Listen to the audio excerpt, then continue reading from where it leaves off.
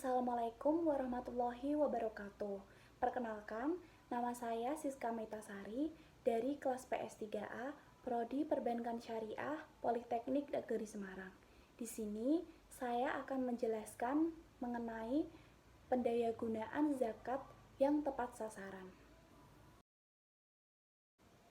Sebelumnya, apa sih yang dimaksud dengan pendayagunaan zakat? Pendayagunaan zakat adalah usaha dalam memanfaatkan hasil pengumpulan zakat untuk didistribusikan kepada mustahik atau sasaran penerima zakat dengan berpedoman syariah, tepat guna, serta pemanfaatan yang efektif melalui pola pendistribusian yang bersifat produktif dan konsumtif serta memiliki manfaat sesuai dengan tujuan ekonomi dari zakat. Adapun pendayagunaan zakat telah dijelaskan dalam Undang-Undang Nomor 23 Tahun 2011, yaitu sebagai berikut. Yang pertama, zakat dapat didayagunakan untuk usaha produktif dalam rangka penanganan fakir miskin dan peningkatan kualitas umat. Yang kedua, pendayagunaan zakat untuk usaha produktif sebagaimana dimaksud pada ayat 1 dilakukan apabila kebutuhan dasar mustahik telah terpenuhi. Dalam pendayagunaan zakat, terdapat 3 prinsip yang perlu diperhatikan, yaitu yang pertama, diberikan kepada 8 mustahik, yaitu fakir, miskin, amil, mu'alaf, hamba sahaya, gorim, fisabilillah, dan ibnu sabil. Yang kedua, manfaat zakat itu dapat diterima dan dirasakan manfaatnya. Yang ketiga, sesuai dengan keperluan mustahik, yaitu konsumtif dan produktif. Zakat memiliki peranan yang sangat strategis dalam upaya pengentasan kemiskinan atau pembangunan ekonomi. Pengembangan zakat bersifat produktif dengan cara dijadikannya dana zakat sebagai modal usaha untuk pemberdayaan ekonomi bagi penerimanya, dan supaya fakir miskin dapat menjalankan atau membiayai kehidupannya secara konsisten. Dengan dana zakat tersebut, fakir miskin akan mendapatkan penghasilan tetap, meningkatkan usaha, mengembangkan usaha, serta mereka dapat menyisihkan penghasilannya untuk menabung. Dana zakat untuk kegiatan produktif akan lebih optimal bila dilaksanakan lembaga amil zakat, karena lembaga amil zakat sebagai organisasi yang terpercaya untuk pengalokasian, pendayagunaan, dan pendistribusian dana zakat. Mereka tidak memberikan zakat begitu saja, melainkan mereka mendampingi, memberikan pengarahan, serta pelatihan agar dana zakat tersebut benar-benar dijadikan modal kerja, sehingga penerima zakat tersebut memperoleh pendapatan yang layak dan mandiri. Lembaga-lembaga zakat yang ada di Indonesia bisa dibilang berhasil mengumpulkan potensi zakat yang ada di masyarakat. Hal ini dapat dibuktikan bahwa hingga saat ini angka pengumpulan zakat cenderung naik walaupun masih di bawah potensi zakat nasional. Potensi zakat yang besar ini disebabkan karena kesadaran masyarakat dalam membayar zakat sudah meningkat. Terlepas dari besarnya potensi zakat tersebut, bahwa jumlah potensi zakat ini dapat berfungsi dengan baik apabila dikelola dengan baik pula. Banyak orang percaya bahwa salah satu cara mengatasi kemiskinan di atas ini adalah dengan zakat.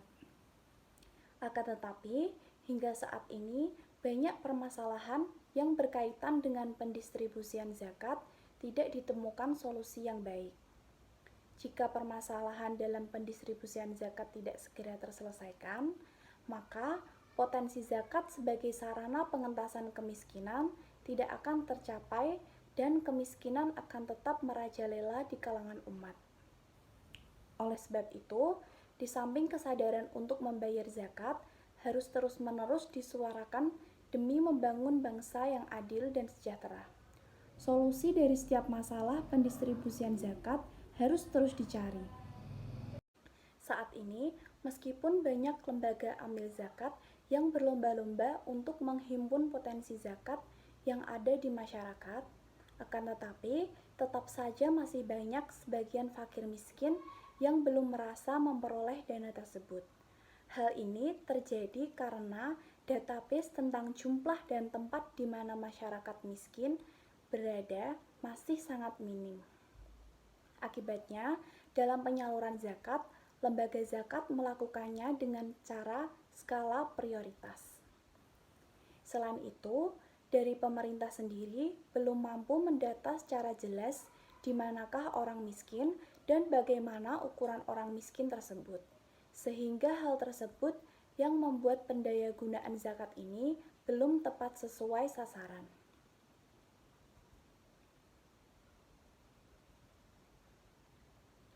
Sudah sepatutnya menjadi perhatian bagi pengelola zakat bahwa zakat harus diperdayagunakan dengan sesuai untuk menanggulangi kemiskinan di Indonesia.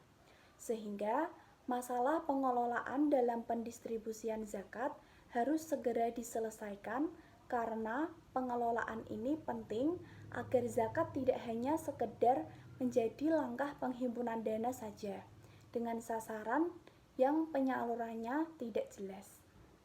Untuk meningkatkan daya guna zakat dalam mengentaskan kemiskinan sesuai sasaran, maka yang harus diperhatikan oleh lembaga amil zakat yaitu yang pertama, pengelolaan zakat harus dilakukan secara profesional dan jelas. Hal ini bertujuan untuk meningkatkan kepercayaan para muzaki atas dana zakat yang telah mereka salurkan sampai kepada orang yang berhak menerimanya. Yang kedua, di zaman modern ini, sasaran mustahik haruslah mendapat perhatian khusus bahwa dana zakat yang diberikan tidaklah sebagai gantungan hidup, akan tetapi sebagai modal untuk meningkatkan kemampuan berwirausaha. Yang ketiga, dana zakat yang terhimpun harus dapat dijadikan sebagai dana abadi yang tidak habis karena dikonsumsi. Pengelolaan dana zakat harus bisa menjadi modal yang berkesinambungan dan berkelanjutan. Yang keempat, lembaga zakat harus memiliki sasaran yang jelas dan terencana. Sasaran dari penerima zakat ini diambil dari kelompok-kelompok yang mampu menggerakkan roda perekonomian di masyarakat.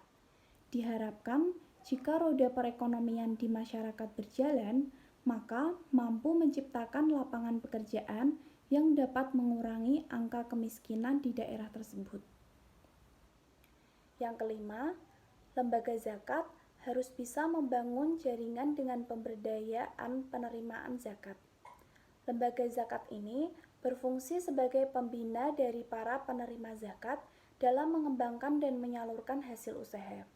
Hal inilah yang harus diperhatikan oleh lembaga zakat karena pada umumnya lembaga zakat hanya berhenti pada penyaluran dana zakat saja.